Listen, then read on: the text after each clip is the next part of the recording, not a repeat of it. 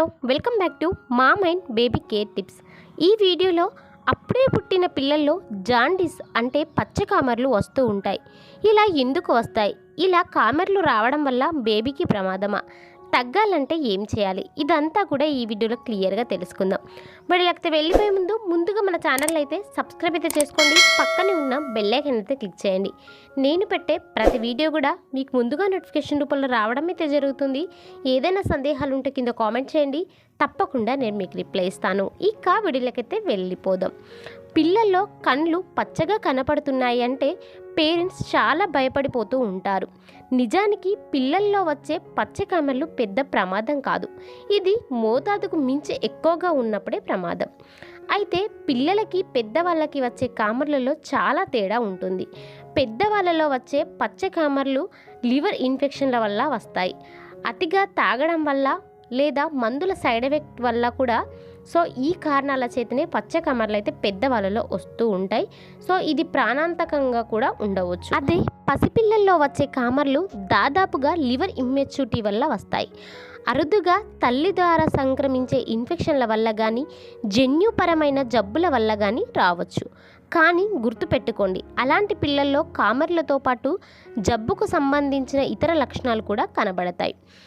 Baby పుట్టిన వెంటనే వచ్చే కామెర్లలో పిల్లలు పసుపచ్చగా కనిపించిన తల్లిపాలు మాత్రం హుషారుగా తాగుతూ ఉంటారు. హుషారుగా ఉంటే సమస్య ఏమైనా ఉంటుందా అంటే అప్పుడే పుట్టిన పిల్లల్లో లివర్ ఇంకా అంతగా పరిపక్వత చెంది ఉండదు. అందువల్ల శరీరంలో తయారయ్యే బిలిరూబిన్ అనే పదార్థాన్ని విసర్జించే ప్రక్రియ కాస్త మందకొడిగా ఉంటుంది. ఆ పైన రక్తంలో జరిగే మార్పులు మామూలుగా కంటే ఎక్కువగా ఉండడం వలన ఈ బిలిరూబిన్ పసిపిల్లల్లో పెద్దవాళ్ళలో కంటే ఎక్కువగా ఉత్పత్తి అవుతూ ఉంటుంది. మొత్తానికి ఉత్పత్తి ఎక్కువగా, విసర్జించేది తక్కువ. తద్వారా శరీరంలో బిలిరూబిన్ మోతాదు ఈ పసిపిల్లల్లో ఎక్కువగా ఉంటుంది. ఒకంత ఎక్కువగా ఉండడం వలన ఇన్ఫెక్షన్స్ రాకుండా పసిపిల్లలను ఇది రక్షిస్తుంది అని కూడా కొన్ని అధ్యయనాలు చెబుతున్నాయి. కానీ ప్రతి ఇద్దరు నవజాత శిశువులో ఒకరికంటే 50% పిల్లలలో ఈ పుట్టు కామెర్ల మోతాదుకు మించి వస్తున్నాయి. అలా రావడానికి కారణాలు ఉన్నాయి. ముఖ్యంగా తల్లి తగినంత నీరు తీసుకోకపోవడము, బిడ్డకు తగినంత పాలు పట్టకపోవడము. దీనివల్ల బిడ్డ డీహైడ్రేటెడ్గా అవుతుంది. పేగు కదలికలు తగినంత ఉండదు.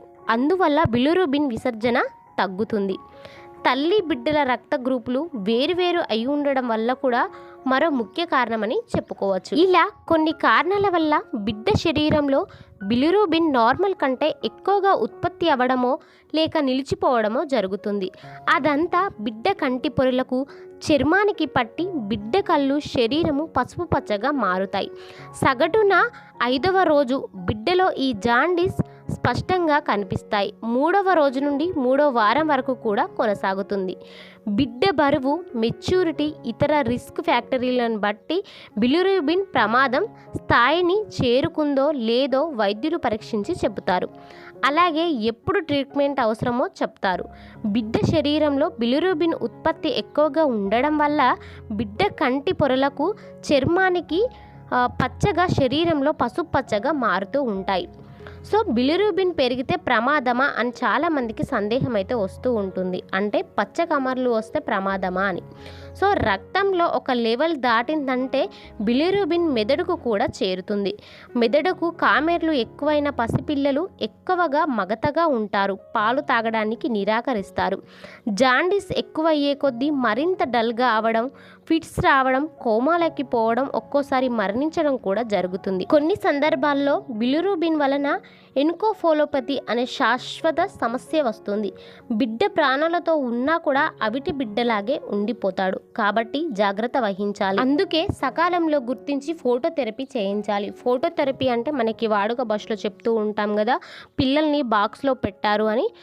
అలా ఒకవేళ ఆలస్యం కనుక అయితే మట్టుకి బిడ్డ రక్త మార్పిడి కూడా చేయాల్సి వస్తుంది.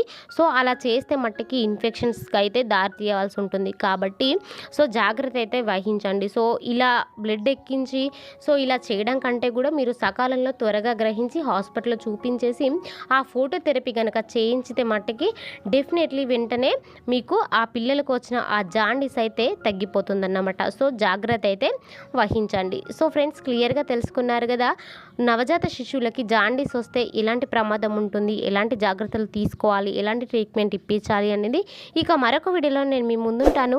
ఈ వీడియో కనుక మీకు నచ్చితే లైక్ చేయండి, షేర్ చేయండి, మన ఛానల్ అయితే సబ్స్క్రైబ్ చేసుకోండి. Thank you so much.